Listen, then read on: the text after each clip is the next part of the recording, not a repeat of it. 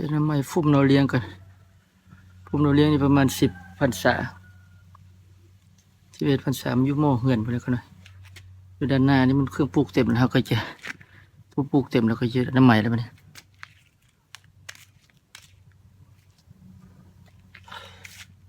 ปลูกเองนะครับทุนลมกับแมวที่จะปลูกด้วยตัวครับปลูกต้นทุเรียน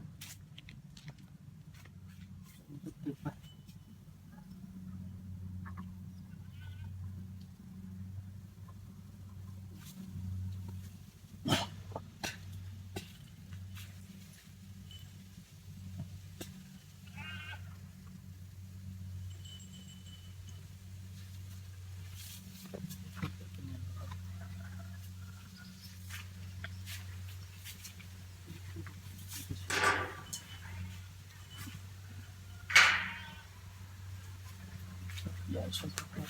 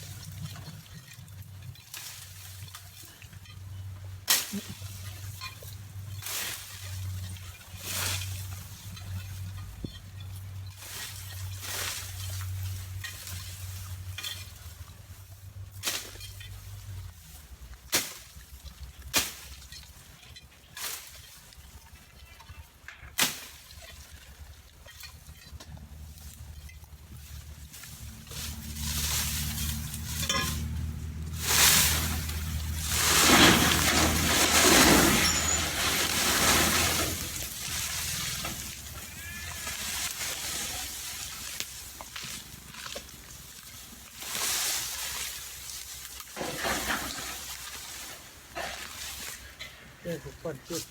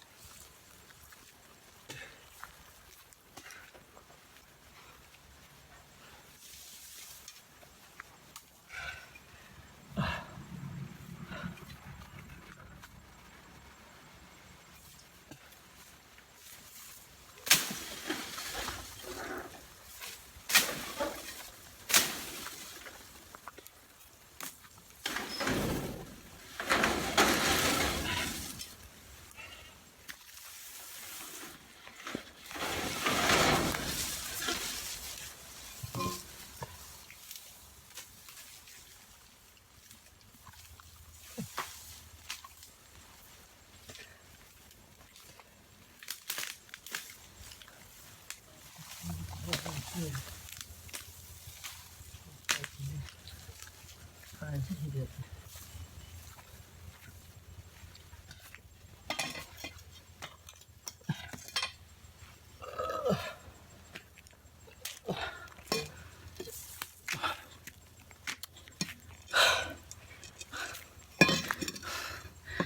งปีกไก่นี่ก็คือนอเลี้ยงเขาได้คือบ่แม่นบ้าน50 พรรษาเอาอยู่เป็นทิศมันเลยอ้อยอย่างนั้น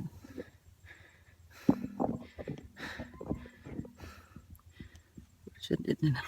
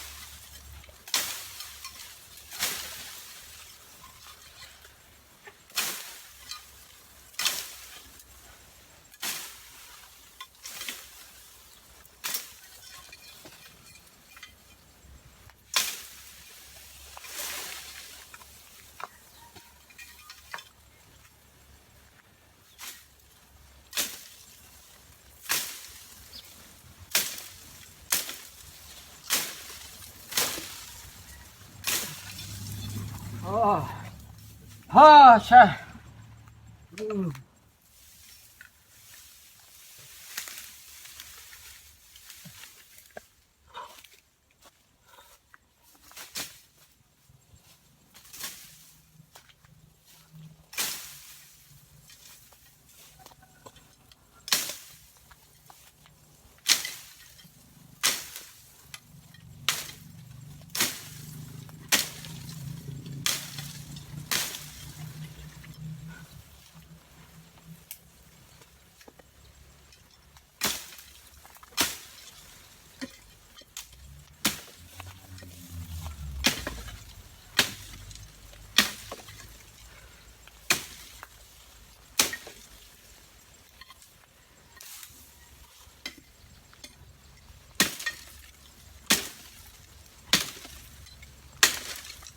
โอ้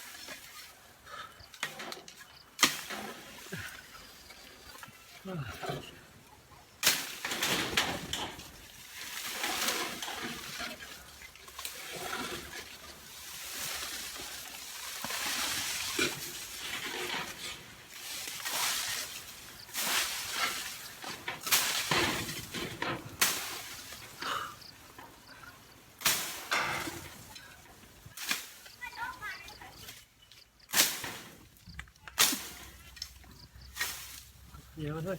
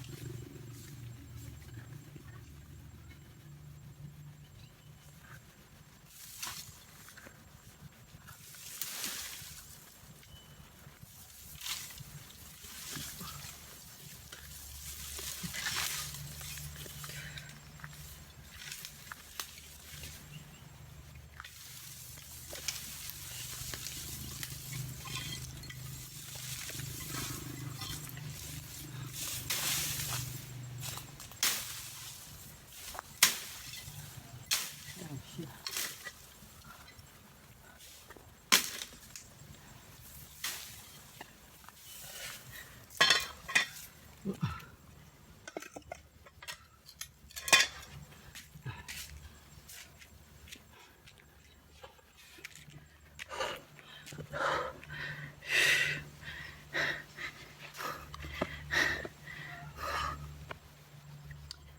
ดินไปเนี่ยแปดนะครับนี่สู้ลงเครื่องปลูกเองคำพูดทูลงกับแมวอันสาป่ายสมบัติศาสตร์มันเกิดรุ่นลูกอีกสมบัติศาสตร์รุ่นหลานกลายเป็นผู้ทูรุ่นลูกของลูกไปเลยคือทุกประเภทผู้ทูปลูกเองโดยตัวของปลูกเอง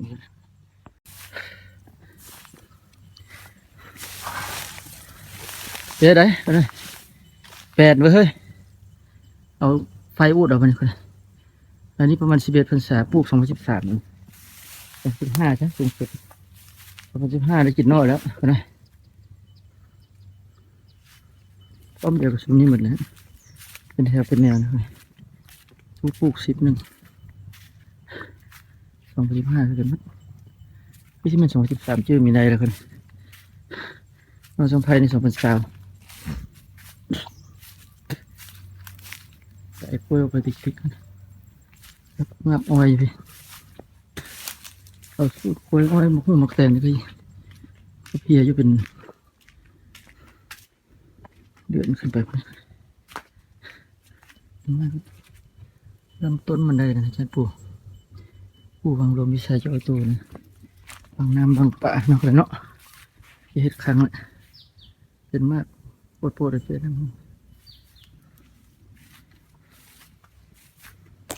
เอาพวกกับส่งต่อไปขอขอบใจนะครับเทคนิคเวียกอื่นเนาะ